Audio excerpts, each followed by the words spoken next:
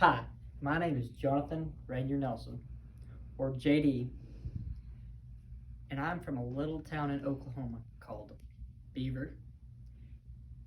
And this is the first poem that I ever written. And it's A Horse for JD. When I was about knee-high to some pretty good real cowboys and their peers, I always got assigned the tick spraying job for the calves, and they called that your dopey years. Now, we had some calves that were rank and liked to play rough, so the cowboys who flanked them had to be barbed wire tough. Now, I was just in their way, because I was a little buckaroo, but they put up with me, because they knew if I survived, there'd be many a job I could do. So when I did survive to the age of about 7, my parents decided to get me my very own horse. Well, that's what I wanted for every Christmas and birthday, so I was happy, of course. Well, they went off to get me one, and I took my little saddle down to the gate. Man, I thought they'd never get back. That was one long way. So I put my head on my saddle, and I enjoyed the visions in my mind. I'd be a legend with my famous horse to find. My horse would be a silver stallion, like the one the Lone Ranger rode, or maybe be like a mighty hero horse where the Snowy River flowed. Maybe be like Trigger with his feet reared up higher, maybe like the strawberry roan bucking high in the sky. Or maybe he'll be like Stewball when he ran the race and won. Heck, my horse would be all these wrapped up into one.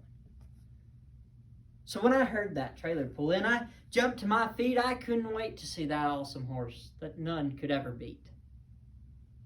And then that trailer gate swung open, and there stood a little paint mare.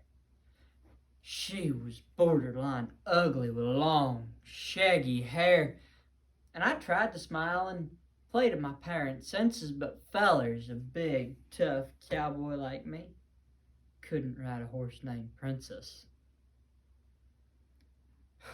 Now, name her what you will, my parents said as they started on their way. Just take her out easy on their very first day. Okay, I agreed, but easy for me was still high speed. Now, if she's a crazy horse, I'd call her Crazy Daisy. And she's a snaky horse, I'd call her Sidewinder. And she's a dumb horse, I'd just plain call her Senseless. But fellers, I couldn't ride a horse named Princess. So off we went, lickety-split-eyes, going to narrow down that name selection a bit. So I headed her straight for a gully to see how far she would jump. Well, that ruled out one name. I wouldn't call her a chump, 'cause she shied to the left, and I went flying through the air and nosedived in the dirt. Yeah, there's another scar on my face, but it was my pride that was hurt. As I lay there, trying to catch my breath, I felt some shame. I bet she ran right to the corrals, making up my nickname. She could call me Ragdoll or Goalie Washer, Crash Master. Man, this relationship was off to a bad start, and I deserved to have my nose plastered. So I got up, I dusted myself off, and I started to walk to the corrals when I felt a hot breath on my neck and a nibble on my ear. What the heck? It was Princess, my little wonder horse, and she seemed to say, "Come on, cowboy, there's a damsel in distress. We gotta save the day."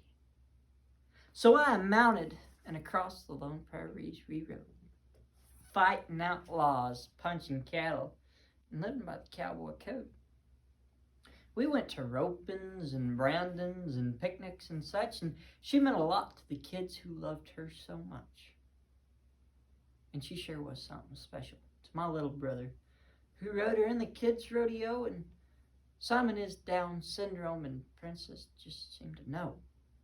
She was ever so careful as she took him in front of the stands, and for 60-some seconds she helped him be a top hand. But her final years, the hot summers and the cold winters, took their toll. And one faithful day, we buried her in the east pasture on a grassy knoll. And every time I ride that pasture, I tip my hat in love, and I give a prayer of thanksgiving to the Lord of above. Lord, I ain't never rode a castle, or I ain't never been in a castle, or rode a royal coach. I ain't never met a queen, 'cause they won't let me approach. I ain't never been Prince Charming. My demeanor's just too alarming, but to you, Lord, my thanks is unending for making a pretty awesome childhood friend in my legend, Princess. Thank you.